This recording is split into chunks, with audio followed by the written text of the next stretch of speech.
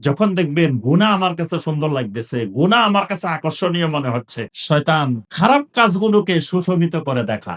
যুয়্যিনা লাহুম সুউ আমালিহিম, মন্দ কাজগুলোকে সুন্দর করে দেখা। যেমন বেদাত গুলোকে সুন্দর করে দেখা। দেখবেন যে বেদাত, দেখবেন যে স্বাভাবিক সুন্নতি আমলত থেকে সুন্দর করে দেখা, চাকচিক্যময় করে দেখা। ঠিক গুনাহগুলোকে আমাদের সামনে সুন্দর করে তুলে ধরে, সুন্দর করে তুলে ধরে, আকর্ষণীয় করে তুলে ধরে। এগুলোর আকর্ষণীয় করার জন্য শয়তান কাজ করে। যখন দেখবেন গুনাহ আমার কাছে সুন্দর লাগতেছে, গুনাহ আমার কাছে আকর্ষণীয় মনে হচ্ছে, তখন বুঝে নেব আমরা যে শয়তান আমাকে ফাঁদে ফেলেছে। কারণ আমার কাছে গুনার কাজগুলো সুন্দর মনে হচ্ছে, গুনার কাজগুলো চাকচিক্যময় মনে হচ্ছে, তার অর্থ হলো আমাকে শয়তান উদ্দেশ্য। টাকনুর নিচে কাপড় পরা, এটাকে হালাল না হারাম? হারাম, কিন্তু এটা আমার কাছে সুন্দর লাগতেছে। টাকনুর উপরে পরা সুন্দর লাগতেছে না, তার অর্থ হলো শয়তান আমারে গ্রাস করছে, শয়তান আমাকে ওই গুনার কাজটা সুন্দর দেখাচ্ছে। একজন নারীর জন্য, ইমানদার নারীর জন্য হিজাব, পর্দা হলো সুন্দর। এখন সে পর্দা করা তার কাছে সুন্দর লাগতেছে না, সে পর্দাবিহীন অশ্লীল ভাবে ঘোরাফেরা করা সুন্দর মনে হচ্ছে, তারা শয়তানে গ্রাস করে গেছে, সে শয়তানের পাতে পড়ে গেছে। এই কারণে যখনই দেখবেন গুনাহের কাজ সুন্দর দেখা যাচ্ছে,